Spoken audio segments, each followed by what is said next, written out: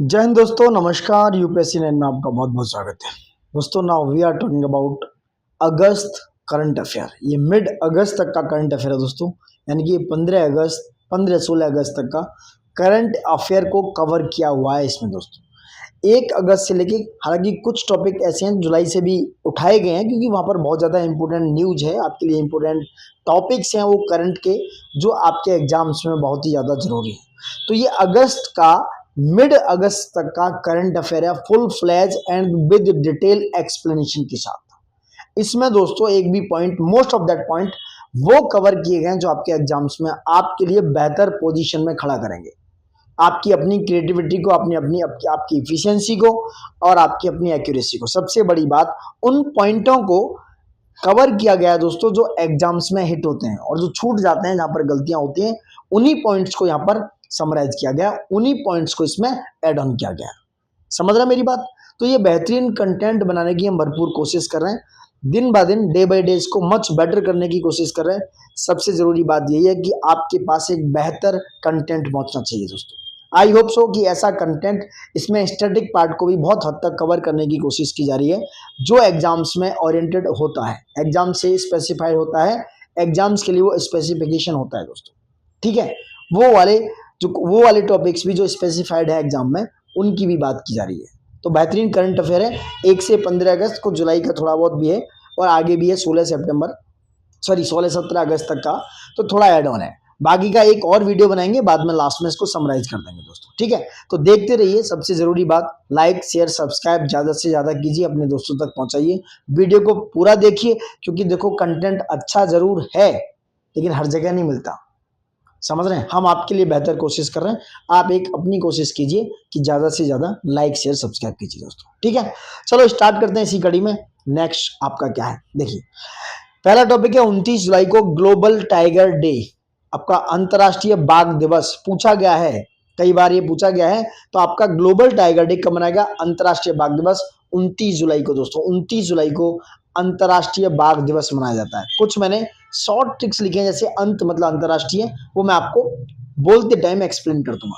और दोस्तों, Saint Petersburg, जहां पर 2010 से ये मनाया जा रहा है, यानी कि पहला जो है ग्लोबल टाइगर डे 2010 में मनाया गया था। ठीक है, 2025 यानी कि 2025 के लिए, 2025 के लिए इसकी थीम है securing the future of tigers with indigenous peoples and local communities at the heart. ये इसका क्या है, 2025 के लिए थीम है दोस्तों। आई होप आप समझ रहे हैं मेरी बातों को। सबसे बड़ी बात, इंग्लिश हिंदी का कंटेंट मिक्सचर है, ये मिक्सर है, बाइलिंगुअल है, बहुत बेहतरीन है। क्योंकि कई बार ना इंग्लिश से भी चीजें एक ही बार में क्लिक हो जाती हैं जब एग्जाम में आप क्वेश्चन कर रहे होते हैं, इसलिए इंग्लिश जरूरी है। ठीक है, वहीं 2024 की थीम को इसमें एड ऑन किया गया है। उसकी थीम है कि बाघों के भविष्य को बनाए रखना, the sustaining the tigers future. क्या है theme? Sustaining the tigers future is the theme of 2024। ठीक है, और 2025 की क्या है वो मैंने बता दिया। 29 जुलाई डेट आपको याद रखनी है। नेक्स्ट बात करते हैं। अच्छा, और डिटेल देखिए। इंडिया में 5 सीट्स बाइक, जो 5 सीट्स यानी कि जो मोस्ट टाइगर डेंसिटी वाले जो टाइगर जब है उनकी बात हो रही है, यानी कि जो सबसे ज्यादा टाइगर डेंसिटी उसमें पाई जाती है। नंबर 1 पे बांदीपुर टाइगर रिजर्व, जो कर्नाटका में पड़ता है। वहां पर 19.83 टाइगर पर 100 स्क्वायर किलोमीटर पाई जाती है। वहां पर आपकी ये डेंसिटी है दोस्तों। आई होप आप समझ रहे हैं। नंबर 2 पे है कार्बेट टाइगर रिजर्व, ये उत्तराखंड में है, 19.56 यहाँ पर। वहीं काजीरंगा आसाम में पड़ता है, इस पर 18.56 मतलब आसाम में पड़ता है। मधुमलाई, ये भी टाइगर रिजर्व कहाँ है? तमिलनाडु में, ये चौथे नंबर पर है। 5वें पे है नागरहोल, ये कहाँ है? कर्नाटका में। तो नंबर 1 पे बांदीपुर टाइगर रिजर्व, 2 पर कार्बेट, नंबर 3 पे काजीरंगा, नंबर 4 पे मधुमलाई और नंबर 5 है नागरकोल। तो दीज आर 5 टाइगर रिजर्व जहां पर टाइगर डेंसिटी का 1 से 5 तक सीक्वेंस है। Got it? नेक्स्ट बात करते हैं। सबसे ज्यादा टाइगर, ऐसा क्वेश्चन आया हुआ है मैचिंग के लिए। तो सबसे ज्यादा टाइगर कहां पाए जाते हैं दोस्तों? सबसे ज्यादा टाइगर पाए जाते हैं मध्य प्रदेश में। मध्य प्रदेश में टाइगरों की संख्या है 785, 785। वहीं कर्नाटका में 563 यानी कि 563, उत्तराखंड में 560 560 और महाराष्ट्र में 444। वहीं यूपी में आपके 205 टाइगर पाए जाते हैं दोस्तों। 205 टाइगर कहां पर है? उत्तर प्रदेश में। 2018 में टाइगरों की संख्या, क्योंकि 2018 में वहां एक सेंसस हुआ था, ये 2022 का सेंसस है। टाइगर सेंसस कब का है? 2022 का। तो 2018 में टाइगरों की संख्या थी 173, 173 tiger is in Uttar Pradesh. Now 2022 में कितने 205, करीब 18 से 19% टाइगर बढ़ चुके हैं, ये याद रखना, इतने टाइगर इंक्रीज हुए हैं दोस्तों। तो नंबर 1 पे महाराष्ट्र, सॉरी एमपी, 2 पे कर्नाटका, 3 पे उत्तराखंड, नंबर 4 पे महाराष्ट्र दोस्तों। गॉट इट, ये याद रखना। कुछ और डेटा देख लेते हैं, यहाँ पे कुछ लिखा हुआ है, ठीक है। दुधवा टाइगर रिजर्व में दोस्तों टाइगरों की संख्या 135 है। दुधवा टाइगर जो रिजर्व है ये उत्तर प्रदेश के टाइगर रिजर्व है, सारे के सारे यूपी के टाइगर रिजर्व है। तो दुधवा टाइगर रिजर्व में 135 टाइगर पाए गए। वहीं पीलीभीत में 63 है। अमनगढ़ टाइगर रिजर्व में दोस्तों 20 टाइगर हैं और रानीपुर टाइगर रिजर्व में आपकी 4 टाइगर हैं, ठीक है। आई होप आप समझ पा रहे हैं। तो ये इतनी डिटेल एक टॉपिक के लेके, स्टैटिस्टिक्स को लेके शायद कहीं नहीं मिलेगी दोस्तों। सबसे रिक्वेस्ट है कि ज्यादा से ज्यादा लाइक शेयर सब्सक्राइब करते रहिए दोस्तों, बहुत ही अच्छा कंटेंट है जो आपके काम आने वाला है। देखिए नेक्स्ट टॉपिक है निसार। निसार से क्वेश्चन हमेशा आता रहेगा। निसार क्या है? नासा और इसरो का एक जॉइंट वेंचर है, याद रखना, नासा और इसरो का एक जॉइंट वेंचर है। इसका फुल फॉर्म है NASA ISRO synthetic aperture radar. ये क्या है? एक तरीके का रडार है और ये अर्थ ऑब्जर्वेशन सैटेलाइट के लिए काम करेगा। किसके लिए? EOS, earth observation satellite. इसको दोस्तों 30 जुलाई 2025 को सार यानी कि श्री हरिकोटा आंध्र प्रदेश से लॉन्च किया गया GSLV F-16 के द्वारा। GSLV F-16 क्या है? ये एक रॉकेट है, इसके द्वारा इसको लॉन्च किया गया सार हरिकोटा से दोस्तों, ठीक है। अच्छा, एल बैंड रडार की जो है किसने बनाया है? It is make by NASA. NASA के द्वारा एल बैंड जो रडार सिस्टम है इसको बनाया गया है। ये काम करेगा जेट प्रोपल्शन लेबोरेटरी यूएसए के द्वारा मेड है। It is made by jet propulsion laboratory USA. वहीं एस बैंड की बात करें दोस्तों, एस बैंड को बनाया है इसरो ने बनाया। जो इंडियन इसरो है, इंडिया का इसरो है, उसने एस बैंड रडार को बनाया दोस्तों। कई बार कंफ्यूज कर देता है कि L band radar has been make by ISRO and S by NASA. नहीं, याद रखना है जो एल है वो नासा ने और जो एस बैंड रडार है वो इसरो ने बनाया दोस्तों। इसके टारगेट्स क्या है दोस्तों? टारगेट्स हैं इसके, किसके? निसार के। ये लक्ष्य जो है इसका टारगेट है पृथ्वी की जो सतह है, हिमनद जो ग्लेशियर्स हैं, भूगति, जल संसाधन, जितने भी वाटर रिसोर्सेस हैं और जितनी भी एनवायरनमेंट से रिलेटेड गतिविधियां हैं, एक्टिविटीज हैं, उनका हाई रिजोल्यूशन डेटा प्रोवाइड कराएगा दोस्तों। क्या कराएगा? हाई रिजोल्यूशन डेटा प्रोवाइड कराएगा ये निसार आपका। Nisar is the joint venture of NASA and ISRO. And जो नेचुरल डिजास्टर है उनकी भविष्यवाणी पहले से ही पता चल जाएगा कि कहां पर क्या प्रॉब्लम हो सकती है, इसमें ये सहायक होने वाला है। और दोस्तों कुछ और न्यूज है, इसको सन सिंक्रोनाइज ऑर्बिट में स्थापित कर लिया गया है दोस्तों। किसको? निसार को। और ऑपरेशन की शुरुआत एवरेजन अक्टूबर-नवंबर 2025 से अपेक्षित की जा सकती है। It is fall under the October November 2025 से इसको ऑपरेशनली शुरुआत की जा सकती है निसार की दोस्तों। आई होप आप समझ पा रहे हैं। देखिए कंटेंट अगर आपको अच्छा लग रहा है तो दोस्तों लाइक शेयर सब्सक्राइब ज्यादा से ज्यादा कीजिए, ठीक है। Now we are talking about COP15 is very important. ये 15वीं रामसर की बैठक हुई है। COP15 इज द क्या है? Conference of parties. ये रामसर की बैठक है। रामसर क्या है? रामसर जो है एक ईरान में जगह है जहां पर वेटलैंड से लेके आर्द्र भूमियों से लेके एक सम्मेलन हुआ था। तो ये COP15 का सम्मेलन कहाँ हुआ, इस समय बात करने वाले हैं। तो COP15 का सम्मेलन दोस्तों 23 से 31 जुलाई 2025 के बीच में। डेट्स याद रखना, dates is very important at the time, क्योंकि डेट्स आपके दिमाग को खाली कर देती हैं और एग्जामिनर वहीं हिट करता है। तो डेट्स इज वेरी इंपॉर्टेंट। तो 23 से 31 जुलाई 2025 में विक्टोरिया फॉल्स जिम्बाब्वे में। विक्टोरिया फॉल्स कहां पर है? जिम्बाब्वे में दोस्तों। वहां पर जिम्बाब्वे के विक्टोरिया फॉल्स में 23 से 31 जुलाई में COP15 की बैठक हुई दोस्तों। COP15 को आयोजित किया गया।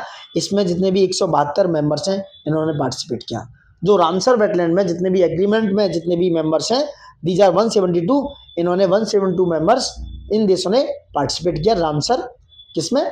जिम्बाब्वे जो विक्टोरिया फॉल्स में COP15 हुआ दोस्तों। इसका विषय क्या था, थीम क्या थी? थीम इज द COP15 की थीम थी protecting wetlands for our common future. क्या था? Protecting wetlands for our common future is the theme of this COP15 दोस्तों। पर्पज क्या था? वेटलैंड को बुद्धिमत्ता पूर्वक यानी कि उसको इंटेलिजेंटली पूर्ण उपयोग कीजिए। दूसरा, जो रामसर, ये रामसर है, रामसर साइट्स की सुरक्षा करना और इंटरनेशनल कोऑपरेशन की जरूरत पड़ेगी दोस्तों। इनका पर्पस था कि वेटलैंड्स का बुद्धिमत्ता पूर्वक उपयोग कीजिए, रामसर साइट की सुरक्षा होनी चाहिए और इंटरनेशनल सहयोग होना चाहिए। इंडिया का योगदान क्या है?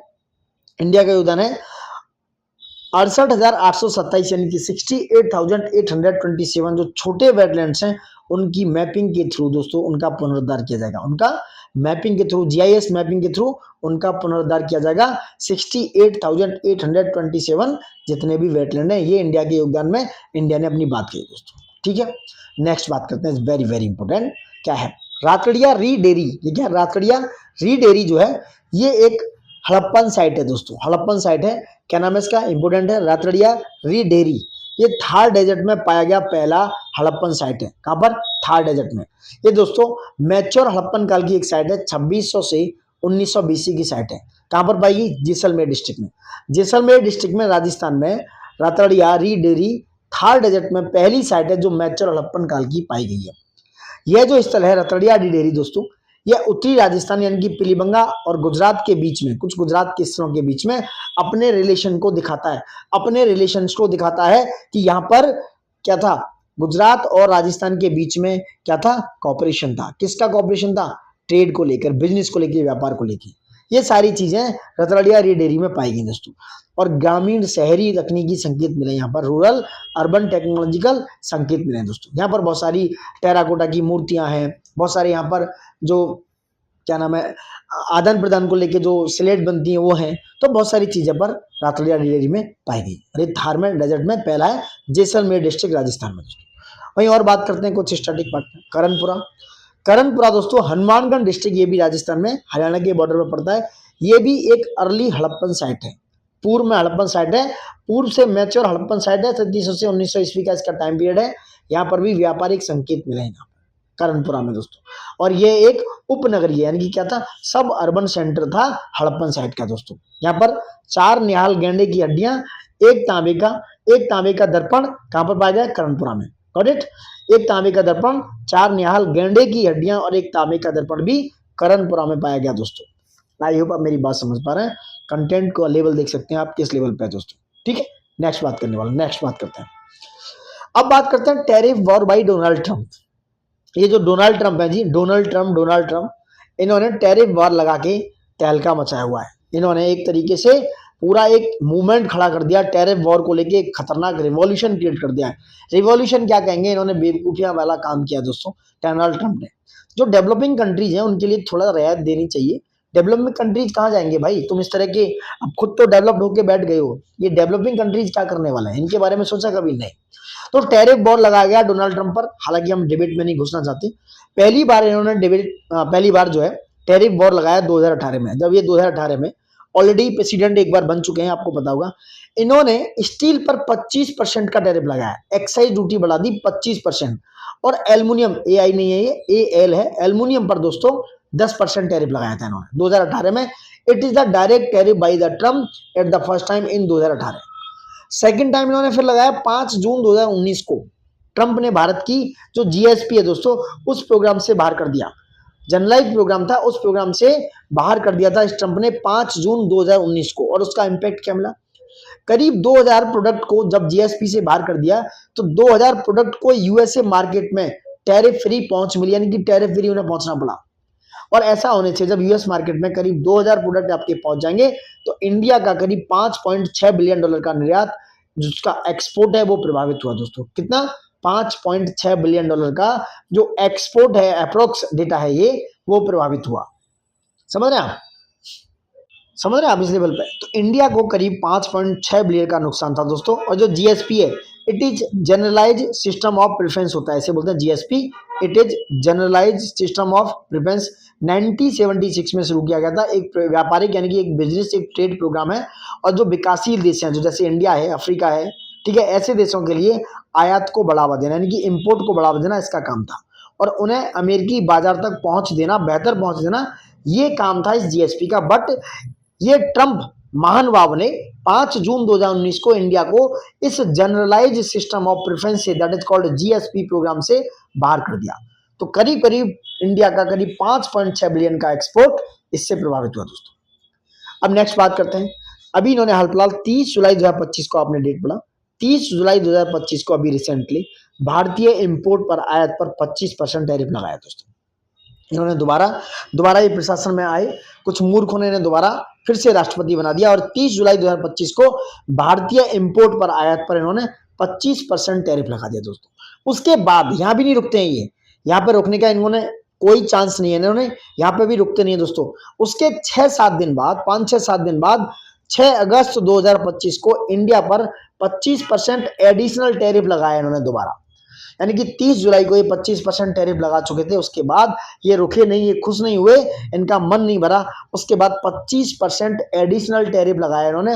अब टोटल टैरिफ इंडिया पर लगा दिया 50%। और ये टैरिफ जब लगाया, खासकर जब इंडिया रसिया से भारत की तेल खरीद को लेकर, ऑयल इंपोर्ट को लेकर बातचीत कर रहा था दोस्तों। ऑयल इंपोर्ट को लेकर इंडिया रसिया के साथ मालूमात कर रहा था, बातचीत कर रहा था, तब इसने 25% एडिशनल टैरिफ लगा दिया 6 अगस्त 2025 को। तो टोटल टैरिफ जो हो गया, अब हो गया 50%। 50% टैरिफ के साथ इन्होंने बहुत सारा क्या किया, बहुत सारा कमांड कर दिया दोस्तों। अब बात करने वाले हैं, अगर ये टैरिफ दोस्तों लग जाता है तो उससे समस्याएं क्या उत्पन्न हो सकती हैं। इकोनॉमी का क्वेश्चन है, स्टैटिक पार्ट है, थोड़ा सा सब्र रखो, पेशेंस रखो, क्योंकि पेशेंस का फल, सब्र का फल मीठा होता है, ये सुना होगा। तो अब पेशेंस का फल मीठा ही होगा। मैं इसलिए डिटेल कर रहा हूं कि ऐसे क्वेश्चन जनरली स्टैटिक पार्ट से आ जाते हैं, चाहे वो यूपीएससी हो, पीसीएस हो, कहीं भी हो, आ सकते हैं, किसी भी स्टेट पीसीएस में। तो इसलिए मैं ये बात करने वाला हूं कि इससे प्रॉब्लम्स क्या हो सकती हैं, इसके कॉन्सिक्वेंसेस क्या हो सकते हैं। समझ रहे हैं? आप समझिए। सबसे पहले जब टैरिफ वॉर 50% पहुंच चुका है, उसके बाद क्या प्रॉब्लम्स हो सकती हैं। आपका निर्यात पर दबाव बढ़ेगा, यानी कि प्रेशर पड़ जाएगा एक्सपोर्ट पर। जो बाइलेटरल ट्रेड इंडिया का $190 बिलियन था 2024-25 में, जो बाइलेटरल ट्रेड इंडिया का और यूएसए का $190 बिलियन था दोस्तों 2024-25 में, वो कितना पहुंच जाएगा। तो क्या हो जाएगा, जो $190 बिलियन है वो कितना हो जाएगा भाई, गिर जाएगा ना, नीचे आ जाएगा। कैसे, देखो, जो एक्सपोर्ट करते हैं, हम निर्यात करते हैं, जैसे कपड़ा बेचते हैं उन्हें, टेक्सटाइल वाला, हीरे रत्न देते हैं, मेडिसिन है, आईटी के प्रोडक्ट है, एल्युमिनियम है, ये एल्युमिनियम देते हैं, यूएसए के मार्केट में ये सब महंगे हो जाएंगे। यानी कि जो हमारा एक्सपोर्ट है, ये समझो, मैंने ये एक्सप्लेन करने के लिए लिखा है कि ये जो हम बेचते हैं, उनको हम देते हैं, उन्हें निर्यात करते हैं, वो सब क्या हो जाएंगे, महंगे हो जाएंगे। और महंगे होने के साथ भारत की जो निर्यात प्रतिस्पर्धा है, जो कंपटीशन है एक्सपोर्ट का, वो घटेगा दोस्तों। जब महंगे हो जाएंगे तो लोग हमारे इंडियन मार्केट से चीजें क्यों खरीदेंगे, वो दूसरे मार्केट देखेंगे ना, Bangladesh, Vietnam, Brazil, Mexico, whatever वो जहां भी चाहते हैं, ऐसे मार्केट को फाइंड आउट करेंगे। तो जब चीजें हमारी बढ़ जाएंगी तो हमारा जो एक्सपोर्ट कंपटीशन है वो घट जाएगा। दूसरा क्या होगा, दूसरा क्या होगा, अच्छा मैं शॉर्ट में दिखा दूं, शॉर्ट में क्या क्या हो सकता है, बहुत ब्रीफ में समझ लो। देखो, आपका एक्सपोर्ट घट जाएगा तो रोजगार पर असर पड़ेगा, रोजगार पर असर पड़ेगा, इन्फ्लेशन बढ़ जाएगा, एफडीआई कम हो जाएगा, क्योंकि लोगों की क्रेडिबिलिटी घट जाएगी। जो ट्रेड डेफिसिट है, टीडी का मतलब आपका ट्रेड डेफिसिट, व्यापार घाटा, और जो रुपया पर दबाव बढ़ेगा, आईटी, फार्मा और टेक्सटाइल जैसे सेक्टरों को झटका लगेगा। और जीएससी में इंडिया की क्रेडिबिलिटी, ग्लोबल सप्लाई चेन है, दैट इज जीएससी मतलब ग्लोबल सप्लाई चेन में इंडिया की क्रेडिबिलिटी, विश्वसनीयता घटेगी, जिससे सारी चीजें इंपैक्ट होंगी दोस्तों। समझ रहे हैं? अब एक्सप्लेनेशन पे आ जाओ।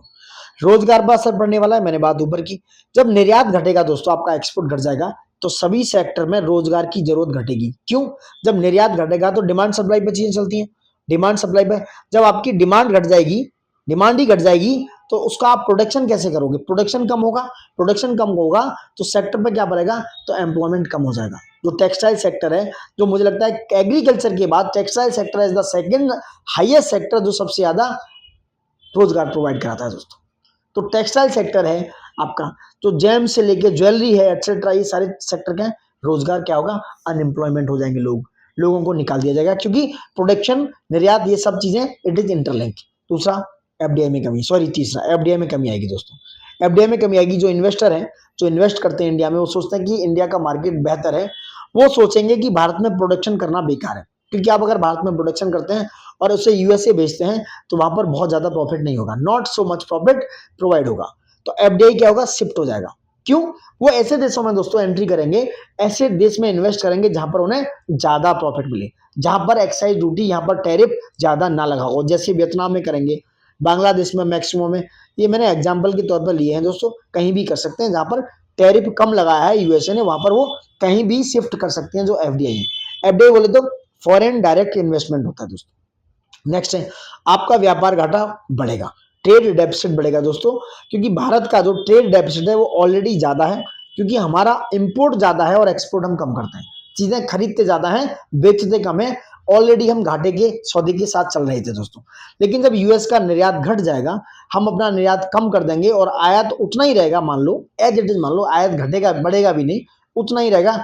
तब भी जैसे हम किस किस चीज को ऐड करते हैं, मशीनरी, टेक्नोलॉजी, सर्विस, ये सब जारी रहेंगी, तो हमारा जो इम्पोर्ट है एज इट इज रहेगा, हमारा निर्यात घट जाएगा, तो हमारे ऊपर ट्रेड डेफिसिट का दबाव बढ़ जाएगा दोस्तों। क्या होगा, ट्रेड डेफिसिट का ज्यादा दबाव बढ़ जाएगा, और ये जो व्यापार घाटा है और बढ़ जाएगा, ये घाटा और बढ़ सकता है दोस्तों।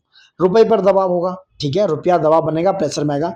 कम निर्यात करेंगे, कम विदेशी मुद्रा आय होगी हमें, भाई कम चीजें बेचेंगे तो कम आय होगी, कम आय होगी तो फॉरेन जो हमारे एक्सचेंज है, फॉरेन करेंसी कम आएगी, डॉलर की मांग बढ़ जाएगी, क्योंकि हमारे पास उतना डॉलर होगा नहीं, तो क्या होगा, रुपया गिर जाएगा।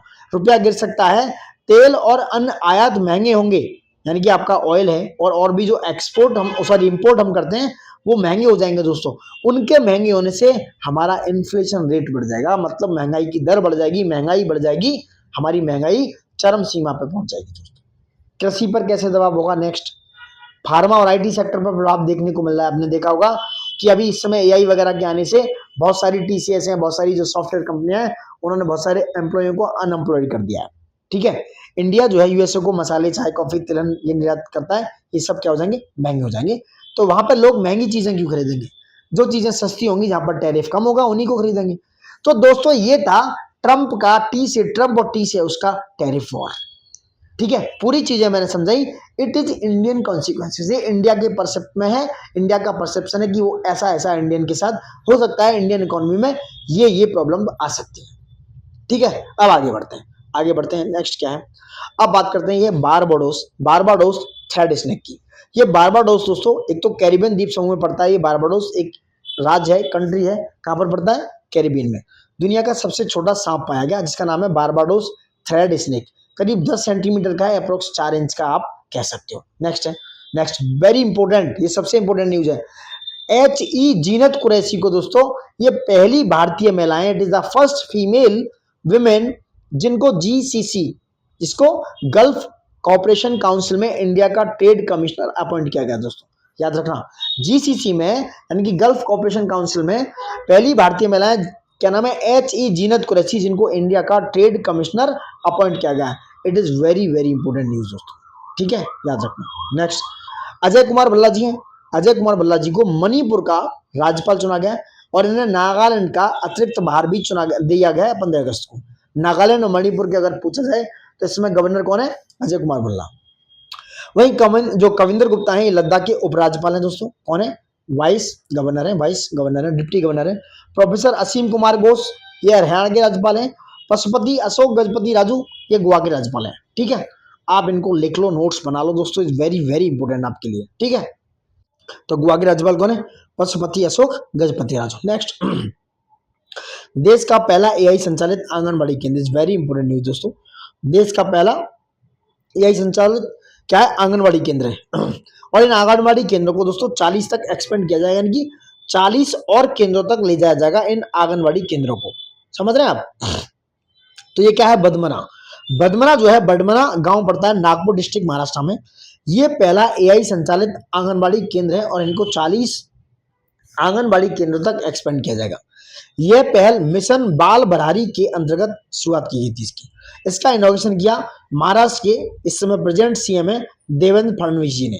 उस समय डिप्टी सीएम हुआ करते थे जब इन्होंने इसका इनॉग्रेशन किया, ठीक है। तो पहला कहां पर है, वदमना, जो कहां है, नागपुर डिस्ट्रिक्ट में, महाराष्ट्र में। नेक्स्ट बात करते हैं, 31 जुलाई 2025 को यूपी के नए मुख्य सचिव का पदभार संभाला है, किसने, शशि प्रकाश गोयल जी ने दोस्तों। क्या नाम है, शशि प्रकाश गोयल जी ने 31 जुलाई 2025 को यूपी के चीफ सेक्रेटरी बने हैं, और इनका कार्यकाल रहेगा करीब करीब अप्रोक्स जनवरी 2027 तक। कब, जनवरी 2027 तक।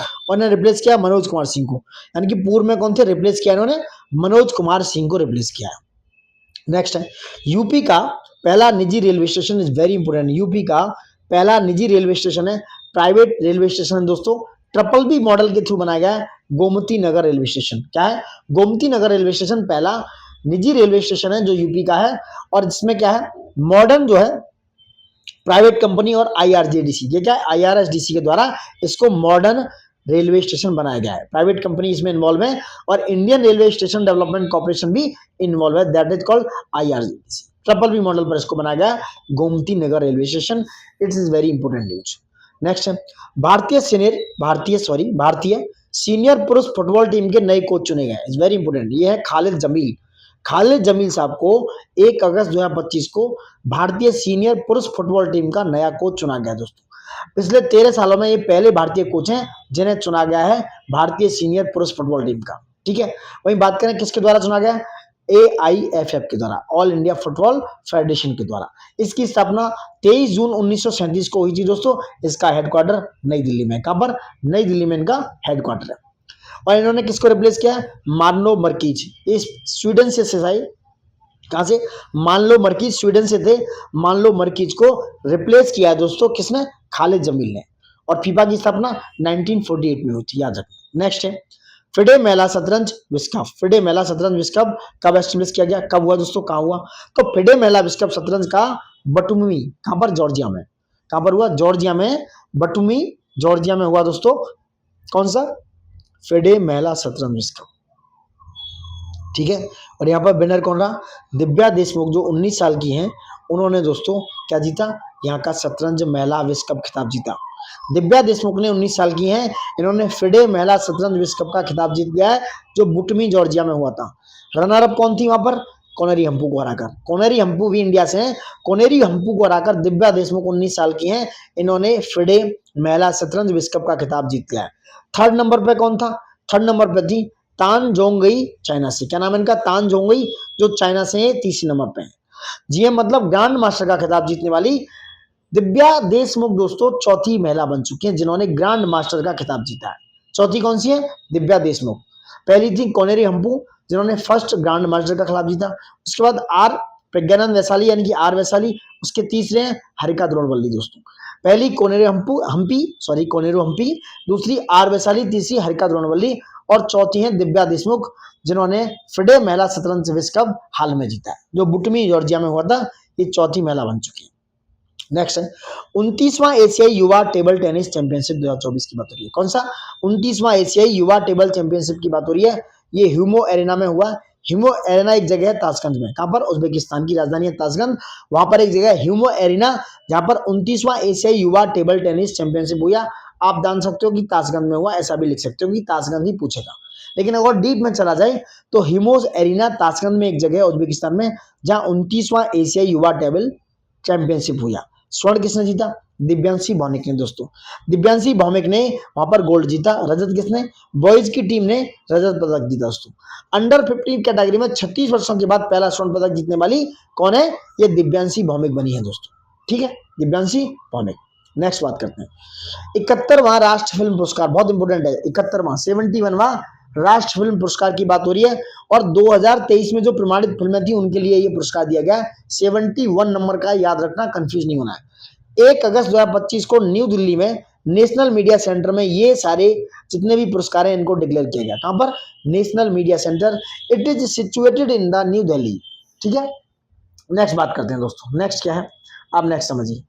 नेक्स्ट है आपका बेस्ट फीचर फिल्म कैटेगरी दोस्तों। एक मिनट क्या हो गया, best feature film category. Best feature film, जो बेस्ट फीचर फिल्म कैटेगरी है उसको किसको मिला है, 12th फेल को। 12th फेल फिल्म को 71वां राष्ट्र पुरस्कार मिला है बेस्ट फीचर फिल्म कैटेगरी में। इसके डायरेक्टर हैं विदु विनोद चोपड़ा जी। बेस्ट एक्टर दोस्तों शाहरुख खान जी को जवान फिल्म के लिए फर्स्ट टाइम मिला है इनको, और विक्रांत मैसी दोनों को मिलकर, शाहरुख खान और विक्रांत मैसी दोनों को जॉइंट मिला है, और विक्रांत मैसी को 12th फेल के लिए। बेस्ट अभिनेत्री की बात करें रानी मुखर्जी को, और रानी मुखर्जी को कौन सी फिल्म के लिए, इनकी फिल्म थी Mrs Chatterjee versus Norway. Mrs Chatterjee versus Norway के लिए रानी मुखर्जी को बेस्ट अभिनेत्री का अवार्ड मिला है। बेस्ट डायरेक्टर का अवार्ड सुदीप सेन को मिला है द केरला स्टोरी के लिए।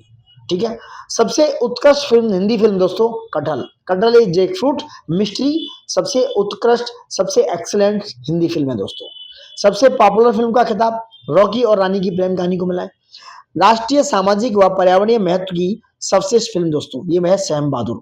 सैम बहादुर जिन्होंने, सैम बहादुर जिसमें मोनक शाह का जो किरदार निभाया वो विक्की कौशल ने निभाया है। बेस्ट डॉक्यूमेंट्रीज, वेरी इंपोर्टेंट, ये है गॉड, वल्चर एंड ह्यूमन दोस्तों। किसको मिला है, बेस्ट डॉक्यूमेंट्री का award God, vulture and human को मिला है दोस्तों। ठीक है, नेक्स्ट बात करते हैं विश्व यूनिवर्सिटी खेल की बात है ना, वर्ल्ड यूनिवर्सिटी गेम्स 2025 की, ये कहां पर हुआ, तो ये फिसू वर्ल्ड यूनिवर्सिटी गेम्स 2025 भी बोला जाता है। 16 से 27 जुलाई 2025 के बीच में जर्मनी में दोस्तों। कहां पर, जर्मनी में 18 खेल खेले गए। इसकी थीम थी युवा पीढ़ी के लिए समावेशी और स्थायी दृष्टिकोण।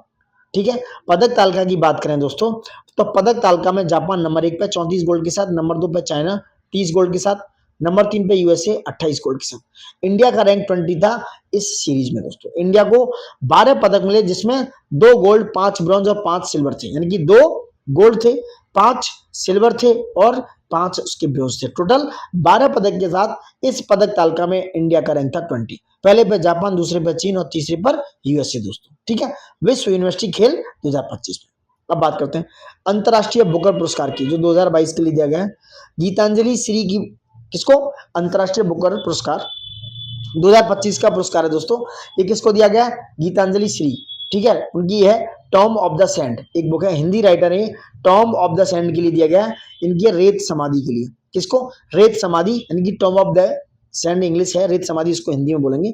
इसका अनुवाद किया है इंग्लिश में डेजी रॉकवेल ने। डेजी रॉकवेल ने इंग्लिश में अनुवाद किया रेत समाधि का टॉम ऑफ सैंड नाम से।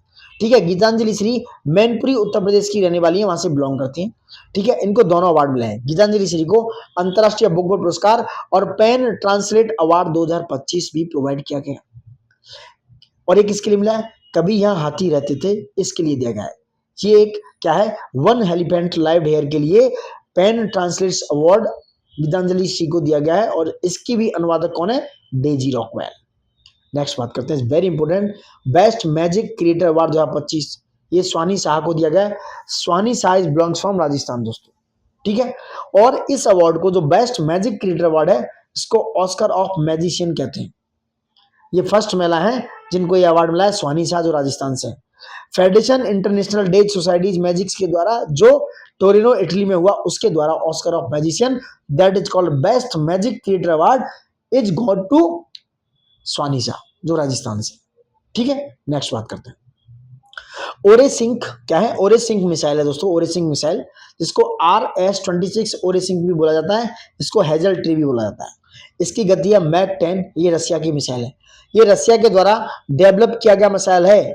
क्या नाम है? रसिया के द्वारा ओरेसिंक मिसाइल दोस्तों। इसकी रेंज है गति है इसकी 10, मैक 10, करीब 12,300 किलोमीटर पर आवर। 1 घंटे में 60 मिनट में ये 12,300 किलोमीटर जा सकती है, यानी 1 मिनट में करीब 205 किलोमीटर जा सकती है, आप अंदाजा लगा सकते हो। ठीक है, रेंज है इसकी 3000 से 5800 किलोमीटर, 3000 से 5800 तक दोस्तों। रसिया की एक हाइपरसोनिक ICBM, यानी कि हाइपरसोनिक इंटरकॉन्टिनेंटल बैलिस्टिक मिसाइल है दोस्तों। और दोस्तों, ये कन्वेंशनल और न्यूक्लियर वॉरहेड, दोनों प्रकार के वॉरहेड ले जा सकती है। कन्वेंशनल जो आपके जो डेली रूटीन में जो कन्वेंशनली होते हैं, जो बहुत ज्यादा न्यूक्लियर नहीं, एक तरीके से उन्हें कन्वेंशनल वॉर कहा जाता है। और न्यूक्लियर आप जानते हैं, जो आणविक जिसमें यूज होता है दोस्तों। 2025 तक इसका टारगेट है कि बेलारूस में इसको तैनात करने की योजना बना रहा है रसिया। पहला यूज दोस्तों इसका, और इसका 21 नवंबर 2024 को यूक्रेन पर किया गया था। पहला यूज 21 नवंबर 2024 को यूक्रेन पर किया गया, ओरेंसिंक मिसाइल का।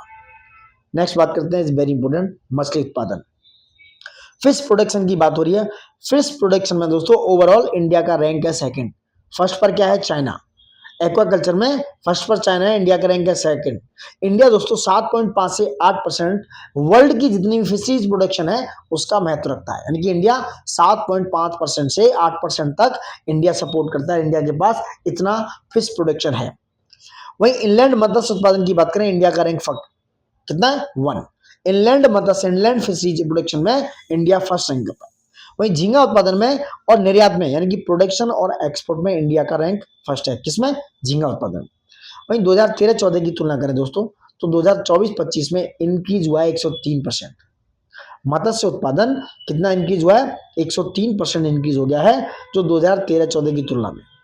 अगर बात करें FAO के अनुसार, फूड एंड एग्रीकल्चर ऑर्गेनाइजेशन के अनुसार, कुल फिश उत्पादन में दोस्तों चाइना का फर्स्ट रैंक है, जो चाइना 67.8% का अपने पास होल्ड रखता है, फिशरीज का प्रोडक्शन करता है 67.8।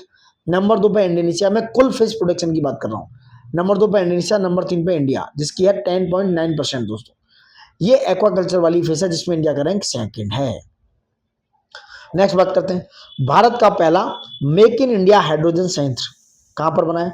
ये दीनदयाल कांडला, जो दीनदयाल है, ये दीनदयाल है दोस्तों, दीनदयाल कांडला बंदरगाह पर, जो गुजरात में है। दीनदयाल यानी कांडला बंदरगाह का नाम दीनदयाल बंदरगाह कर दिया गया है, आप समझ सकते हैं। तो ये दीनदयाल बंदरगाह जो गुजरात में कांडला पर, इसका पहला भारत का मेक इन इंडिया हाइड्रोजन संयंत्र का उद्घाटन किया गया।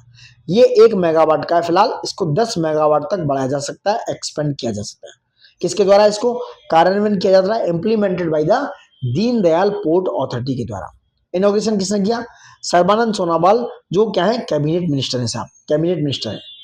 नेक्स्ट HQ-16 आपने HQ के बारे में बहुत कुछ सुना होगा इंडिया पाकिस्तान के युद्ध में। तो HQ-16 एक मिसाइल है चाइना का, ये मध्यम दूरी का मिसाइल है, यानी कि medium range surface to air missile है। सरफेस टू एयर मिसाइल सतह से हवा में मार करता है। 18 से 20 किलोमीटर की हाइट तक रेंज है इसकी, 18 से 20 किलोमीटर की ऊंचाई तक जा सकता है। और HQ मैक 3 यानी कि ध्वनि की 3 गुना गति से स्पीड है इसकी। स्पीड कितनी है? मैक 3 यानी कि स्पीड की, ध्वनि की स्पीड का 3 गुना। दोस्तों एक और इंपॉर्टेंट टॉपिक है, चिनाब नदी पर बात करते हैं। चिनाब नदी पर जल विद्युत परियोजना है कौन कौन सी? देखो मैंने स्टैटिक में बहुत सारी चीजें बताई हैं, हालांकि जो निर्माणाधीन है और रिसेंटली है वो है सावलकोट। चिनाब नदी पर जो जितनी भी हाइड्रो इलेक्ट्रिक प्रोजेक्ट है उनकी बात करने वाला हूं मैं, HEP। सावलकोट जो है, सावलकोट जल विद्युत परियोजना यानी कि हाइड्रो इलेक्ट्रिक प्रोजेक्ट, ये रामबन नदी पर है जम्मू कश्मीर में, 1856 मेगावाट का है। वही है क्वार, क्वार जो है जल विद्युत परियोजना चिनाब बेसिन में है, 540 मेगावाट का है। रेटल भी किस पर है? चिनाब नदी पर। चिनाब की एक ट्रिब्यूटरी है, इसका नाम है द्राबसला, द्राबसला पर, और ये 850 मेगावाट का है। कीरू, ये किश्तवाड़ जो चिनाब की एक ट्रिब्यूटरी है, 624 मेगावाट। पाकल मारुसदार रिवर पर है, जो चिनाब ट्रिब्यूटरी है, 1000 मेगावाट। और मारुसदार रिवर पर पाकल के थ्रू हाईएस्ट डैम बनाया गया। दोस्तों समझ रहे हैं आप, ये सारी योजना चिनाब नदी पर है। नेक्स्ट बात करते हैं, जो 43वां लोकसभा तिलक, सॉरी 43वां लोकमान्य तिलक राष्ट्र पुरस्कार is very important. 43वां Lokmanya Tilak राष्ट्र पुरस्कार दिया गया 2025 का नितिन गडकरी साहब को। ये सड़क परिवहन मिनिस्टर हैं, कैबिनेट मिनिस्टर हैं कौन? नितिन गडकरी साहब। 1 अगस्त को पुणे में इन्हें दिया गया और इसमें 1 लाख रुपए की राशि प्रदान की जाती है, रिवॉर्ड प्रदान किया जाता है। और 42वां जो दिया गया था दोस्तों 2024 में सोनिया गांधी जी को दिया गया था। सोनिया गांधी जी को 42वां अवार्ड मिला है लोकमान्य तिलक राष्ट्र पुरस्कार 2024। नेक्स्ट बात करते हैं, ऑपरेशन मुस्कान की बात करते हैं। ऑपरेशन मुस्कान 11 क्या है? ये दोस्तों तेलंगाना पुलिस के द्वारा चलाया गया एक अभियान है, ऑपरेशन मुस्कान 11। इस पहल का इस पहल का जो पर्पज है, जो गुमशुदा, लापता, बेसहारा जो बच्चे होते हैं जिनको प्रॉब्लम आ जाती है, उन बच्चों को बचाने के लिए ऑपरेशन मुस्कान 11 तेलंगाना पुलिस के द्वारा चलाया गया है। और ये मिनिस्ट्री ऑफ होम अफेयर जो गृह मंत्रालय उसका एक बहुत ही बड़ा इनिशिएटिव है। ठीक है, नेक्स्ट बात करते हैं, 15वां सांसद रत्न पुरस्कार 2025 दोस्तों किसको दिए गए? 15वीं बात हो रही है। और ये पुरस्कार दोस्तों नई दिल्ली में प्रोवाइड किया गया 2010 से पूर्व। जो ये पुरस्कार है, जो पूर्व प्रेसिडेंट साहब हैं 2010 से दिए जा रहे हैं, कि जो कलाम साहब हैं, जो कलाम है अब्दुल कलाम जी, उनके सुझाव पर ये सांसद रत्न पुरस्कार शुरू किए गए थे। कब से? 2010 से। ठीक है, तो ये 17 सांसद और 2 स्थायी समितियों को दिया गया, 2 परमानेंट कमेटी है और जो 17 मेंबर ऑफ पार्लियामेंट है उनके लिए 15वां सांसद रत्न पुरस्कार प्रोवाइड किए गए। दोस्तों जो 17 सांसद हैं उनमें से कुछ चुनिंदा हैं जिनकी हम बात करते हैं। यूपी के जो सांसद हैं जिनका नाम है प्रवीण पटेल और रवि किशन जी, इन 2 सांसदों को ये सांसद रत्न पुरस्कार दिया गया है। नंबर 1 प्रवीण पटेल और नंबर 2 रवि किशन। महाराष्ट्र से सबसे ज्यादा सांसद हैं, टोटल 7। महाराष्ट्र से कितने? टोटल 7। विशेष जूरी पुरस्कार की बात करें जिसमें 4 अवार्ड दिए गए हैं, भर्तहरि मेहताब हैं जो उड़ीसा से MP हैं, और NK प्रेमचंद्रन है केरला से MP हैं, सुप्रिया सुले महाराष्ट्र से हैं, और श्री रंगप्पा बोरने महाराष्ट्र से हैं। दोस्तों इन 4 लोगों को विशेष जूरी पुरस्कार दिया गया। दोस्तों वहीं बात करें जो 2 स्थायी समितियां वो है वित्तीय स्थायी समिति जिसको दिया गया है वित्तीय स्थायी समिति को, और यह कृषि समिति दोस्तों, यानी कि वित्तीय स्थायी समिति जिसके हेड कौन है? जिसके हेड है भर्तहरि मेहताब। जिसके कौन है प्रेसिडेंट? भर्तहरि मेहताब। वहीं कृषि की स्थायी समिति को, दोनों समितियों को दोस्तों सांसद रत्न पुरस्कार प्रोवाइड किया गया। आई होप ये कंटेंट मच बेटर है, आप समझ पा रहे हैं और आप बेहतर चीजें समझ पाएंगे। अब आते हैं डेज पे। प्लीज दोस्तों रिक्वेस्ट है, लाइक शेयर सब्सक्राइब ज्यादा से ज्यादा कीजिए, आप मेरी बात समझ पा रहे होंगे। तो डेज पे बात करते हैं। 1 अगस्त को होता है वर्ल्ड वाइड वेब डे, यानी कि इंटरनेट की उत्पत्ति की रिलेशन में, इंटरनेट की उत्पत्ति के कारण वर्ल्ड वाइड वेब डे मनाया गया और इसी दिन इंटरनेट की उत्पत्ति मनाई जाती है। तो वर्ल्ड वाइड वेब डे 1 अगस्त को मनाया जाता है। ये इंपोर्टेंट है। 1 से 7 अगस्त दोस्तों वर्ल्ड ब्रेस्ट फीडिंग वीक मनाया जाता है, सप्ताह मनाया जाता है, जो स्तनपान को बढ़ावा एवं माताओं का शिशुओं का पोषण के प्रति एक बहुत बड़ा इनिशिएटिव है। 1 से 7 अगस्त को वर्ल्ड ब्रेस्ट फीडिंग वीक मनाया जाता है। ये इंपोर्टेंट 6 अगस्त को हिरोशिमा डे, जहां पर परमाणु विध्वंस हुआ था अमेरिका ने जापान पे, जापान की हिरोशिमा पर 6 अगस्त को बम गिरा दिया। 7 अगस्त दोस्तों, 7 अगस्त को राष्ट्रीय हथकरघा दिवस, जिसे national handloom day, national handloom day मनाया जाता है, राष्ट्रीय हथकरघा दिवस बोलते हैं जिसे। और ये 2015 से मनाया जा रहा है। कब से? 2015 से मनाया रहा है। इसकी थीम थी महिला सशक्तिकरण राष्ट्र का सशक्तिकरण है। क्या थीम थी? महिला सशक्तिकरण राष्ट्र का सशक्तिकरण। 8 अगस्त की बात करें, क्विट इंडिया मूवमेंट 1942 से चलाया गया, तो 8 अगस्त को क्विट इंडिया मूवमेंट डे मनाया गया। 9 अगस्त को नागासाकी पर बम गिरा, 1945 में एटम बम गिराया जापान पर अमेरिका के द्वारा। 10 अगस्त को वर्ल्ड लायन डे यानी कि विश्व शेर दिवस मनाया था 2013 से। शेरों के संरक्षण और उनके प्राकृतिक आवास की सुरक्षा के प्रति जागरूकता, ऐसा कुछ था इधर थीम। 12 अगस्त को अंतर्राष्ट्रीय युवा दिवस, इंटरनेशनल यूथ डे 12 अगस्त को मनाया गया। इसकी थीम थी local youth actions for the sustainable development goals and the beyond. क्या थी? Local youth action for the sustainable development goal and beyond. वही बात करें वर्ल्ड एलिफेंट डे दोस्तों, विश्व हाथी दिवस भी 12 अगस्त को मनाया गया। विश्व हाथी दिवस भी 12 अगस्त को मनाया गया दोस्तों, ठीक है। नाउ 15 अगस्त की बात कर लें। 15 अगस्त पे आ जाओ, अभी निकला है 1-2 दिन पहले। तो 79वां, ये याद रखना 78 9 में कंफ्यूज ना हो, 79वां इंडिपेंडेंस डे था, स्वतंत्रता दिवस। इसकी थीम थी नया भारत। नया भारत, यह विकसित भारत जो 2047 का हमने टारगेट रखा है, उस मिशन का हिस्सा थी ये थीम नया भारत। कोई चीफ गेस्ट नहीं थे, क्योंकि कहाँ पर चीफ गेस्ट कोई आते नहीं दोस्तों, ये गलत लिख गया। तो 15 अगस्त को 79वां इंडिपेंडेंस डे यानी कि स्वतंत्रता दिवस मनाया गया दोस्तों। नेक्स्ट बात करते हैं क्रू 11 पे। क्या है क्रू 11? ये नासा और स्पेस एक्स का एक मिशन है, 11वां मिशन है नासा और स्पेस एक्स का। 1 अगस्त 2025 को ISS पर, जो क्या है ISS, ये है इंटरनेशनल स्पेस स्टेशन पर, ठीक है, भेजा गया दोस्तों। क्रू 11 को भेजा गया, और कहाँ से लॉन्च हुआ? कैनेडी स्पेस सेंटर से इसको लॉन्च किया गया क्रू 11 को, और रॉकेट का नाम था फाल्कन 9। फाल्कन 9 रॉकेट के द्वारा कैनेडी स्पेस सेंटर से 1 अगस्त 2025 को ISS पर भेजा गया क्रू 11 को दोस्तों। किसको? क्रू 11 को। Got it. नेक्स्ट बात करते हैं स्पेस क्राफ्ट क्या था? क्रू ड्रैगन एंडेवर नाम था इसका। क्रू ड्रैगन एंडेवर उस स्पेस क्राफ्ट का नाम था दोस्तों। नेक्स्ट बात करते हैं, नेक्स्ट क्या है? अब 2 अगस्त को इस पर डॉकिंग की गई। डॉकिंग का मतलब है दोस्तों किसी चीज से कनेक्ट कर दिया गया, यानी कि 2 अगस्त को जो इंटरनेशनल स्पेस स्टेशन है उसको हार्मनी मॉड्यूल से जोड़ दिया गया। इस क्रू 11 को जो है किससे? जो ISS का हार्मनी मॉड्यूल है उससे जोड़ दिया गया। अब जो 4 अंतरिक्ष यात्री इस क्रू 11 में गए, ये पूछ सकता है कितने अंतरिक्ष यात्री? 4 दोस्तों।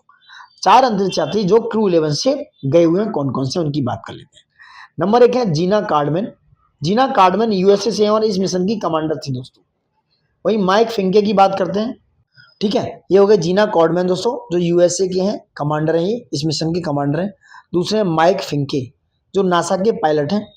यह है कीमिया युई, क्या नाम है? कीमिया युई, जो जापान से हैं। युई ये जाक्सा के हैं, जो जाक्सा जापान की एजेंसी है, इसरो की तरह और नासा की तरह।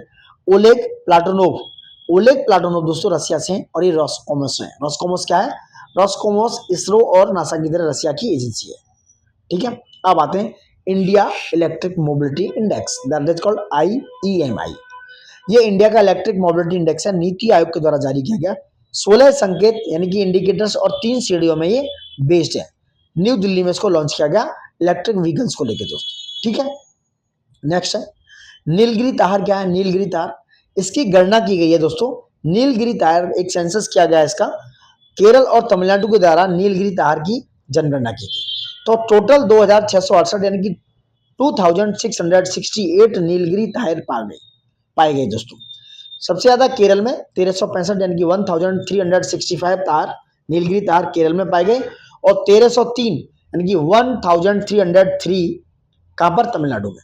और सबसे ज्यादा जो नीलगिरी तार अराविकुलम नेशनल पार्क केरला में पाए गए, वो कितने? 841। ये पूछ सकता है आपको ऑप्शन और सब ऑप्शन देके। तो केरला तमिलनाडु के द्वारा इनकी जनगणना की गई। यह यशोदा AI, योर AI सखी, ये क्या है? एक इनिशिएटिव है, यशोदा AI आर्टिफिशियल इंटेलिजेंस और योर AI सखी दोस्तों। ये लॉन्च किया गया बरेली उत्तर प्रदेश से 22 मई 2025 को। पुराना इनिशिएटिव है, बड़े इंपोर्टेंट है दोस्तों। और किसके द्वारा? ये नेशनल कमीशन फॉर वुमेन के द्वारा, एनसीडब्ल्यू के द्वारा, बरेली में 22 मई 2025 को। और इसका यूज क्या है, डिजिटल जो मेंटर्स और स्थानीय लीडर्स के रूप में इसका यूज किया जाएगा। डिजिटल मेंटर्स प्रोवाइड किए जाएंगे और एआई सखी उन मेंटर्स के थ्रू काम करेगी स्थानीय लीडरशिप के रूप में। नेक्स्ट आओ, सोर क्या है? सोर is the skilling for AI readiness. ये है सोर। 6 से 12 क्लास के जो स्टूडेंट्स हैं उनके लिए दोस्तों एआई साक्षरता, एआई लिटरेसी और उनके शिक्षकों के लिए और छात्रों को सशक्त बनाना, एम्पावर करना, स्किलिंग करना इस सोर का उद्देश्य है। नेक्स्ट है सुपर कंप्यूट सुविधा। ये गुवाहाटी आसाम के द्वारा लॉन्च किया गया है और सुपर कंप्यूट सुविधा का जो पर्पज है वह रिसर्च एंड मेडिसिन के क्षेत्र में इनोवेशन करना। ठीक है, नेक्स्ट बात करते हैं 18वां अंतर्राष्ट्रीय खगोल विज्ञान और, ये इंपोर्टेंट है, 18वां अंतर्राष्ट्रीय खगोल विज्ञान और खगोल भौतिकी ओलंपियाड कहाँ पर हुआ? 11 से 21 अगस्त 2025 को मुंबई में हुआ, जियो कन्वेंशन सेंटर पर दोस्तों, जियो कन्वेंशन सेंटर पर, याद रखना, मुंबई में। किसके द्वारा? Homi Bhabha centre for science education के द्वारा इसको किया गया, जिसे बोलते हैं HBCSE, Homi Bhabha centre for science education के द्वारा। ठीक है, और ये होमी भाभा जो सेंटर है ये क्या है? टाटा का जो फंडामेंटल रिसर्च है, जो Tata institute of fundamental research है उसका हिस्सा है, याद रखना। 64 देशों के करीब 300 से ज्यादा छात्रों ने यहाँ भाग लिया, पार्टिसिपेट किया, जिसमें 57 महिलाएं प्रतिभागी भी थी दोस्तों। ठीक है, तो 11 से 21 अगस्त डेट याद रखना। ये बहुत इंपोर्टेंट है, पुतिन ट्रंप शिखर सम्मेलन दोस्तों। पुतिन जो राष्ट्रपति हैं कहाँ का? रसिया के, और ट्रंप है कहाँ के? यूएसए के। इनका शिखर सम्मेलन हुआ 15 अगस्त 2025 को। कहाँ पर हुआ? एंकोराज में। एंकोराज कहाँ पर है? अलास्का में पड़ता है। और सबसे बड़ी बात, एंकोराज अलास्का में तो हुआ ही हुआ, लेकिन उसका मेन जगह थी जो जॉइंट हवाई अड्डा है, सैनिक हवाई अड्डा है, एल्मेडार्फ रिचर्डसन सैन्य हवाई अड्डे पर दोस्तों। ये याद रखना, ये पूछ सकते हैं कौन सा हवाई अड्डा है? एल्मेडार्फ रिचर्डसन सैन्य हवाई अड्डा, और ये कहां पर है? अलास्का में। यूएसए की तरफ से जो सीनेटर थे जिनका नाम है मार्को रूबियो, उन्होंने पार्टिसिपेट किया। और रसिया की तरफ से जो विदेश मंत्री थे सर्गेई लावरोव, ये इन्होंने पार्टिसिपेट किया दोस्तों। बैठकों की सुनवाई अभ्यास के रूप में प्रस्तुत किया गया। ये बैठकों का एक था कि ये सुनवाई अभ्यास के रूप में इसका प्रस्तुत किया गया।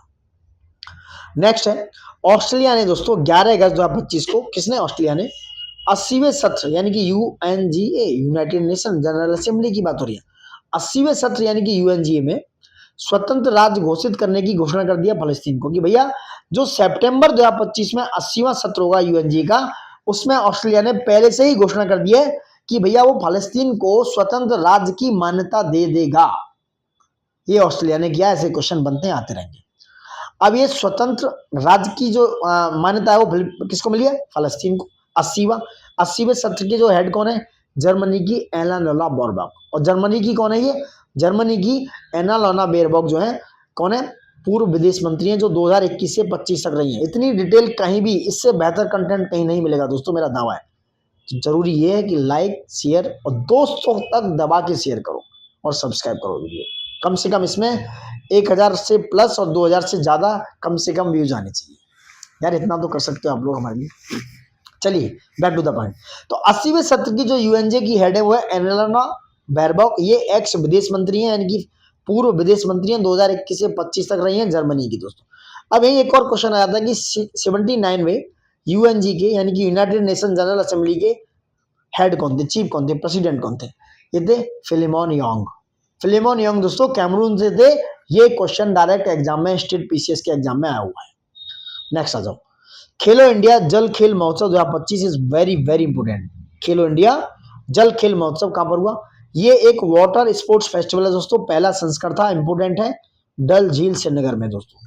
डल झील जो श्रीनगर में सिचुएटेड है जम्मू कश्मीर में, वहां पर वाटर स्पोर्ट्स फेस्टिवल उनका पहला संस्करण आयोजित किया गया 21 से 23 अगस्त 2025 के बीच में। इसका मस्कॉट है शुभंकर, है हिमालयन किंगफिशर। क्या है मस्कॉट या शुभंकर? हिमालयन किंगफिशर दोस्तों। और ऑर्गेनाइजेशन किसने किया? ऑर्गेनाइज किया जम्मू कश्मीर का जो स्पोर्ट्स काउंसिल है उसके द्वारा, plus ministry of youth affair and sports के द्वारा, और SAI यानी कि स्पोर्ट्स अथॉरिटी ऑफ इंडिया के द्वारा। इन लोगों ने इसको ऑर्गेनाइज किया। कहां पर? डल झील श्रीनगर में दोस्तों। नेक्स्ट आ जाइए, UNDP यानी कि 2025 में UNDP का प्रतिष्ठित इक्वेटर इनिशिएटिव अवार्ड, ये नए अवार्ड है, very important. United nation development programme का 2025 का एक इक्वेटर इनिशिएटिव अवार्ड है, किसको दिया गया दोस्तों? ये दिया गया जैव विविधता यानी कि बायोडाइवर्सिटी के लिए नोबेल पुरस्कार, सॉरी इसका दूसरा नाम क्या है, जैव विविधता यानी कि बायोडाइवर्सिटी के लिए इसको नोबेल पुरस्कार कहा जाता है। ये पूछ लिया जाए तो ये है यूएनडीपी का क्या, इक्वेटर इनिशिएटिव अवार्ड। किसको मिला है, बीबी फातिमा महिला स्वयं सहायता समूह को। ये बीबी फातिमा क्या है, सुप्रीम कोर्ट की एक जज रही थी, महिला जज भी रही थी, तो पहली महिला जज थी बीबी फातिमा, उन्हीं के नाम पर है शायद बीबी फातिमा महिला स्वयं सहायता समूह सेल्फ हेल्प ग्रुप को दिया गया है। और ये जो सेल्फ हेल्प ग्रुप है ये तीर्था गांव धारवाड़ डिस्ट्रिक्ट कर्नाटका में सिचुएटेड है। कहां पर काम करता है ये, तीर्था गांव धारवाड़ डिस्ट्रिक्ट में, जो महिलाओं के उत्थान के लिए, उनके एम्पावरमेंट के लिए ये ग्रुप काम करता है दोस्तों। ठीक है, नेक्स्ट है सभासार। व्हाट इज सभासार, एआई यानी कि आर्टिफिशियल इंटेलिजेंस पर आधारित ग्राम सभा है और ये अपने जो मिनट्स ट्यूल हैं उनके लिए काम करेगा। मिनट्स ट्यूल मतलब जो उनकी स्मरणिका है, उनके याद करने वाले डेटाबेस एक तरीके का। और किसके द्वारा, किसके द्वारा, केंद्रीय पंचायती राज मंत्रालय के द्वारा इसको लॉन्च किया गया। ये 13 भाषाओं में है दोस्तों, 13 लैंग्वेज में जो मिनट्स जनरेट कर सकता है यानी कि स्मरणिका को जनरेट कर सकता है। 14 अगस्त 2025 को इसको लॉन्च किया गया नई दिल्ली में दोस्तों। कहां से, नई दिल्ली से। और त्रिपुरा में ये लागू भी हो गया है। और इसका काम क्या है, उद्देश्य क्या है, पंचायतों में, ग्राम पंचायतों में पारदर्शिता, ट्रांसपेरेंसी लाना, जवाबदेही, अकाउंटेबिलिटी लाना और दक्षता, उनकी इफिशियंसी को बढ़ाना, इसका काम है सभासार का। अब तो एआई का काम है, एआई का जमाना आ गया, बहुत तेजी से स्पीड होने वाली चीजें, इसलिए आप भी इस मुहिम में जुड़ जाओ दोस्तों। नेक्स्ट है एआई संचालित कृत्रिम वर्षा यानी कि क्लाउड सीडिंग का पहला परीक्षण क्या हुआ है। 12 अगस्त 2025 को रामगढ़ बांध पर, जो जयपुर राजस्थान में पड़ता है, वहां पर क्लाउड सीडिंग को लेकर, कृत्रिम वर्षा को लेकर पहला परीक्षण एआई के द्वारा किया गया। कौन सी कंपनी का जेवी था, जेनेक्स आर्टिफिशियल इंटेलिजेंस कंपनी थी, जिसका जॉइंट वेंचर था राजस्थान की एग्रीकल्चर डिपार्टमेंट के साथ। इसका काम क्या था, इसका पर्पस रामगढ़ झील को पुनर्जीवित करना यानी उसको दोबारा से जीवन दान देना, और जो सूखा प्रभावित क्षेत्र है वहां पर जल की उपलब्धता, अवेलेबिलिटी को बढ़ाना, इसका काम है। ये पहला तरह का, इसी तरह का पहला प्रयोग है, क्योंकि और जगह जहां पर जल की प्रॉब्लम है, जहां पर वाटर का क्राइसिस है दोस्तों, उसको उम्मीद से बेहतर उपलब्ध कराया जा सके। नेक्स्ट है श्रेष्ठ। क्या है, श्रेष्ठ is the scheme of state health regulatory excellence index है। ये क्या है, श्रेष्ठ, श्रेष्ठ इज द, श्रेष्ठ that's stand for state health regulatory excellence index. क्या है, एक्सीलेंस इंडेक्स है। इसको 12 अगस्त 2025 को लॉन्च किया गया है मिनिस्ट्री ऑफ हेल्थ के द्वारा। और इसका काम क्या है, राज्यों की औषधि यानी कि जो ड्रग्स नियामक प्रणाली है उसको मजबूत करेगा ये श्रेष्ठ इंडेक्स दोस्तों। नेक्स्ट बात करते हैं एशिया की सबसे लंबी मालगाड़ी, वेरी इंपोर्टेंट न्यूज, इसको 100% लिख लो, आ सकती है। इसका नाम है रुद्रास्त्र। रुद्रास्त्र नहीं, रुद्रास्त्र तो एक अटैकिंग मिसाइल थी, रुद्रास्त्र क्या है, रुद्रास्त्र। इसकी जो लंबाई है 4.5 किलोमीटर, याद रखना। रुद्रास्त्र की लंबाई है 4.5 किलोमीटर। इसमें 345 वैगन है, वैगन बोले तो डब्बे, और 7 इंजन से ये संलिप्त है, 7 इंजन लगे हुए दोस्तों। इंडियन रेलवे ने इसका परीक्षण किया। ट्रायल रूट इसका क्या था, ट्रायल रूट था इसका गंज ख्वाजा, जो कि चंदौली उत्तर प्रदेश में पड़ता है, वहां से लेके गढ़वा झारखंड तक। ये पूछ सकता है उसका रूट कौन सा था, गंज ख्वाजा यूपी से जो चंदौली उत्तर प्रदेश में, वहां से गढ़वा झारखंड तक इसका रूट था, ट्रायल रूट। इंडियन रेलवे ने इसका परीक्षण किया। इसकी स्पीड कितनी है, 209 किलोमीटर जाएगी 5 घंटे 10 मिनट में, यानी कि 40.5 किलोमीटर पर आवर। समझ रहे हैं, 40.5 किलोमीटर पर आवर। और इससे ज्यादा अगर बात करें, सबसे लंबी जो मालगाड़ी है वो है ऑस्ट्रेलिया में, 7.3 किलोमीटर की मालगाड़ी है ऑस्ट्रेलिया में। और इससे पहले जो हमारे इंडिया के नाम मालगाड़ी का रिकॉर्ड था वो था सुपर वासुकी। देख सकते हैं आप, सुपर वासुकी इससे पहले क्या है, सबसे लंबी मालगाड़ी हुआ करती थी, 3.5 किलोमीटर इसकी लंबाई थी, और ये इंडिया की थी दोस्तों। नेक्स्ट बात करते हैं 8 अगस्त 2025 को क्या हुआ, 8 अगस्त 2025 को, 8 अगस्त 2025 आर्मेनिया और अजरबैजान के बीच में मध्यवार्ता हुई दोबारा से। पहले मध्यवार्ता हुई थी, रशिया ने इन दोनों के बीच में मीडिएट किया था, बट ये वार्ता बहुत दिन तक नहीं चली। बट अब ये वार्ता आर्मेनिया और अजरबैजान के बीच में हुई है, किसके, यूएसए की मध्यस्थता के साथ। कहां पर, व्हाइट हाउस में। व्हाइट हाउस में, ये व्हाइट हाउस शिखर सम्मेलन भी बोल सकते हैं आप इसको। और साइन की है अजरबैजान और आर्मेनिया ने यूएसए की मध्यस्थता के रूप में। और इसी मध्यस्थता के साथ दोस्तों दोनों ने अपने जो ट्रांसपोर्ट रूट है, परिवहन मार्ग को ओपन कर दिया है। उन दोनों के संकल्प लिया है इस बात का कि हम दोनों परिवहन मार्ग खोल देंगे। ठीक है, ये क्षेत्रीय सहयोग करेगा, रीजनल कॉपरेशन की बात करेगा ट्रांसपोर्ट मार्ग को खोलने के बाद। ठीक है, गॉट इट। 8 अगस्त 2025 को हुआ है, डेट याद रखना बखूबी है। नेक्स्ट बात करते हैं, नेक्स्ट क्या है, नेक्स्ट है मिशन 500 दोस्तों, इज वेरी इंपोर्टेंट। 13 फरवरी, हो सकता है पुरानी न्यूज, इज वेरी इंपोर्टेंट। 13 फरवरी 2025 को मिशन 500 यानी कि 500 लॉन्च किया गया।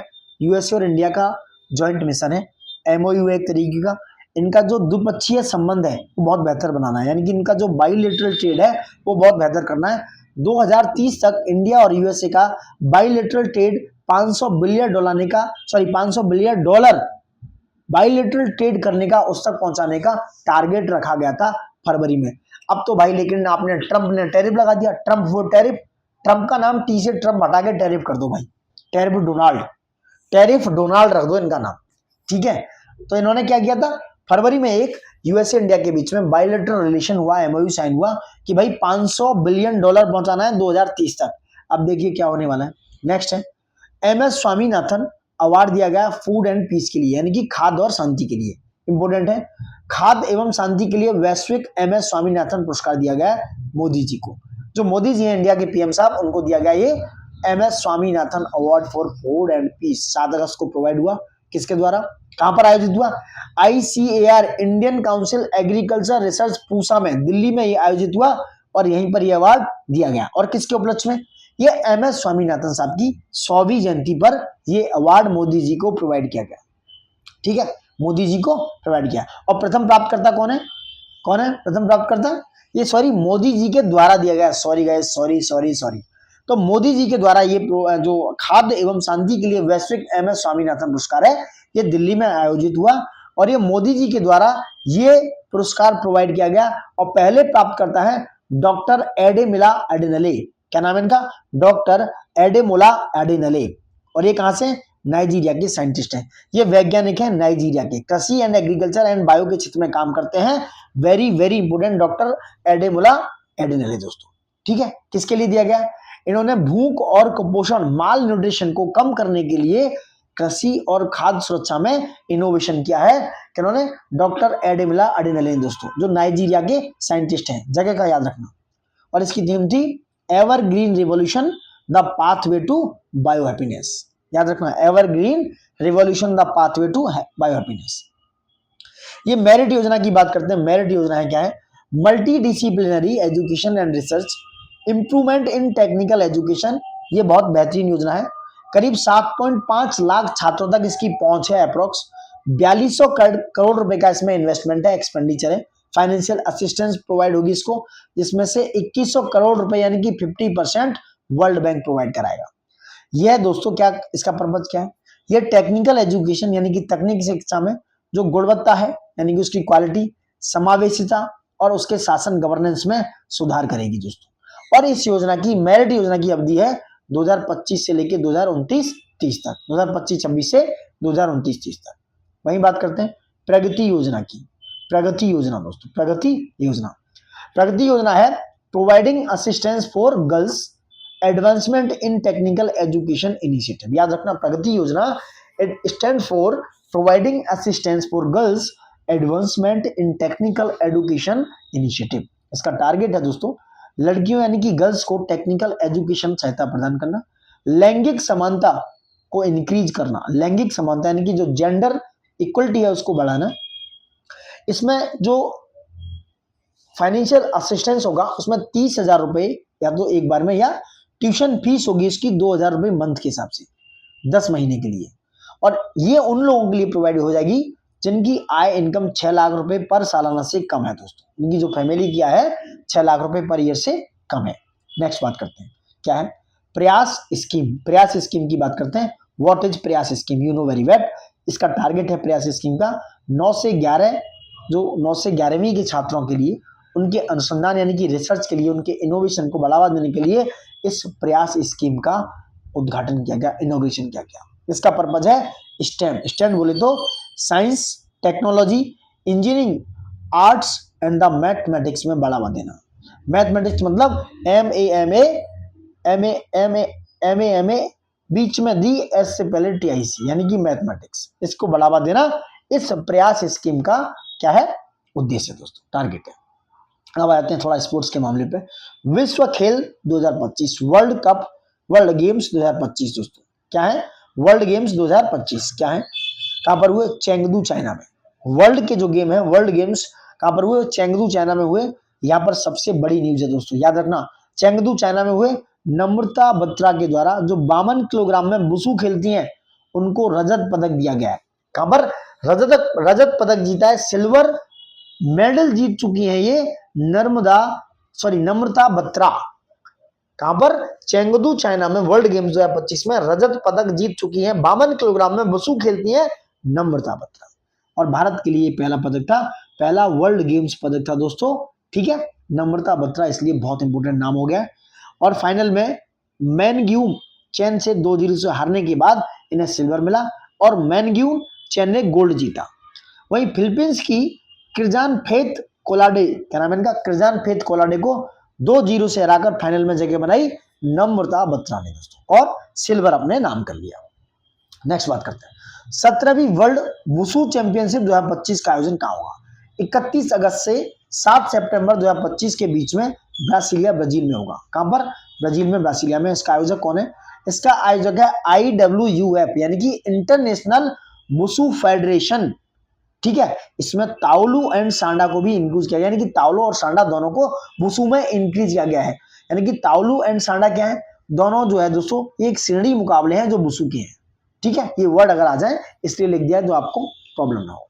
नेक्स्ट है, यूपी गवर्नमेंट 2024-25 के लिए ADB यानी कि एस्पिरेशनल डेवलपमेंट ऑफ ब्लॉक्स यानी कि आकांक्षी ब्लॉक कार्यक्रम लॉन्च किया है। किसने, यूपी गवर्नमेंट ने, और उसकी डेल्टा रैंकिंग जारी की है यूपी गवर्नमेंट दोस्तों। किसकी, आकांक्षी ब्लॉक कार्यक्रम, aspiration of the development of block, जिसमें शीर्ष ब्लॉक की बात करें, जालौन नंबर 1 पे है, जैसे 2.5 करोड़ रुपए का रिवॉर्ड मिला है। रामपुरा 2, ये भी जालौन में पड़ता है। देवकली गाजीपुर यानी 1 करोड़, विष्णुपुरा कुशीनगर में, और मारहीन मिर्जापुर में। इनको अवार्ड मिले, रामपुरा को 1.5 करोड़, देवकली को 1 करोड़ और 2.5 करोड़ मिले जालौन को, ये वाले को याद रखना। नेक्स्ट, ये 6 प्रमुख क्षेत्रों में दिया जाता है, यानी कि आप 6 प्रमुख क्षेत्र में अच्छा कर रहे हैं तो ये आपको एस्पिरेशनल ब्लॉक प्रोग्राम में रखा जाएगा। नंबर 1 स्वास्थ्य यानी कि हेल्थ, नंबर 2 शिक्षा एजुकेशन कृषि एग्रीकल्चर में, नंबर 3 वित्तीय समावेशन में, नंबर 4 स्किल डेवलपमेंट में, और आपका जो बुनियादी ढांचा है वो अच्छा और सुदृढ़ होना चाहिए दोस्तों। नेक्स्ट बात करते हैं कुछ इंडेक्स की। वैश्विक शांति सूचकांक की बात हो रही है दोस्तों। वैश्विक शांति सूचकांक that is global peace index 2025 launch कर दिया गया है। इसकी बात करते हैं किसके द्वारा, IEP institute of economic and peace के द्वारा, और ये 2008 से जारी किया जा रहा है। इसका 19वां संस्करण था GPI में, यानी कि ग्लोबल पीस इंडेक्स में 0.36% की गिरावट देखी गई है। 23 सूचकांक है जिसमें 163 देशों को शामिल किया गया है।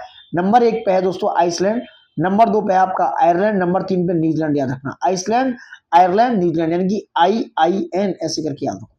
और नंबर 4 और 5 पे है ऑस्ट्रेलिया और स्विट्जरलैंड AS।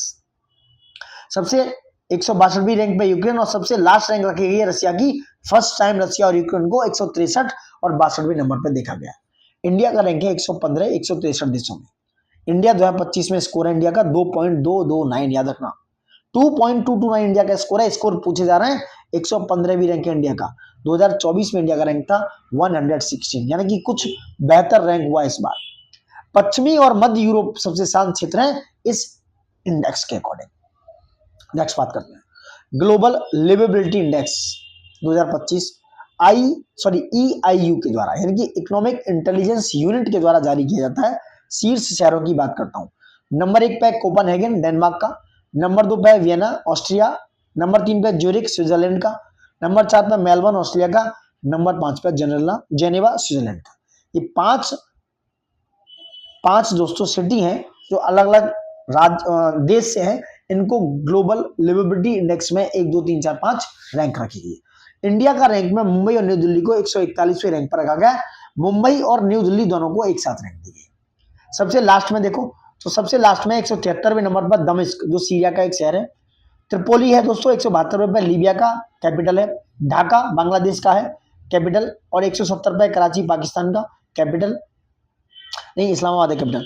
और ये 169 पे अल्जीरियस जो अल्जीरिया का सिटी है दोस्तों। इनको लास्ट रखा गया है, ठीक है। नेक्स्ट बात करते हैं। तो गाइस ये कंप्लीट हो गया, और भी इंडेक्स है बाद में बात करेंगे, हालांकि ये पुराने इंडेक्स हैं थोड़ा सा।